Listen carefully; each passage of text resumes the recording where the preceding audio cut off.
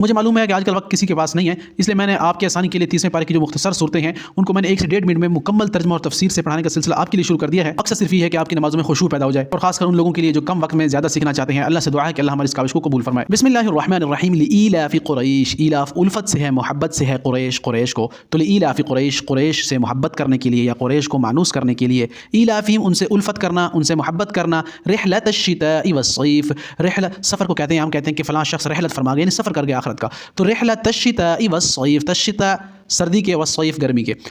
تو شتاء سردی کو اور صیف گرمی کو آپ ان دونوں لفظوں کو یاد ہی کر سکتے ہیں کہ لإیلاف قریش کو مانوس کرنے کے لیے، ان سے محبت کرنے کے لیے، اور محبت کرنا ان سے ایسا کہ ہم نے کیا کر دیا، سفر آسان کر دیا ان کے لیے سردی کے اور گرمی کے، اور جیسے مختصر بتا چکا ہوں کہ وہ یمن اور شام کے سفر کیا کرتے تھے دور دراز کے علاقوں میں اپنا مال بیچنے کے لیے۔ فلیعبدوا، بس اب انہیں چاہیے، ڈیمانڈ اللہ کر رہے ہیں ان سے، چونکہ ہم نے ان کو اتنی عزت اور مرتبہ دیا ہے، لوگ ان کی عزتیں کرتے ہیں، ہر جگہ جاتے ہیں، جہاں جاتے ہیں ان کا مال فوراً بک جاتا ہے، چونکہ یہ خانہ کعبہ کے متولی ہیں۔ اب انہیں چاہیے کہ یہ کیا کریں، فلیعبدوا، بس چاہیے کہ وہ عبادت کریں، رب هذا البیت، رب کی هذا البیت، ہاں اس بیت گھر کے، تو انہیں چاہیے کہ جو یہ رب ہے اور جس رب کا یہ گھر ہے خانہ کعبہ، جن کی وجہ سے انہیں عزت مل رہی ہے، اب انہیں چاہیے کہ اس رب کی عبادت کریں۔ الذی اطعمہم، وہ اللہ یا وہ رب جس نے اطعمہم کھلایا انہیں، خشک ترین علاقہ ہے مکہ مکرمہ لیکن ہر طرح کی نعمتیں وہاں پر موجود ہیں دنیا کی، تو وہ اللہ جس نے کھلایا انہیں من جوع، بھوک میں، وآمنہم، اور امن بخشا انہیں من خوف سے، کچھ نہیں تھا عرب کے پاس لیکن اللہ تعالیٰ نے ان کو خانہ کعبہ کی بدولت سب کچھ دیا اور امن بخشا۔ یہ دور دراز سفر کرتے تھے لوگ، ڈاکو لٹیرے جو بھی ہوتے ان کو چھوڑ دیتے، کہتے تھے کہ یہ خانہ کعبہ کے متولی ہیں، اور جب منڈیوں میں سامان بیچنے جاتے تو لوگ کہتے کہ ان سے سامان لے لو، اور لوگ ان کو لوٹتے بھی نہیں تھے، لوگ ان سے سامان بھی خرید لیتے تھے،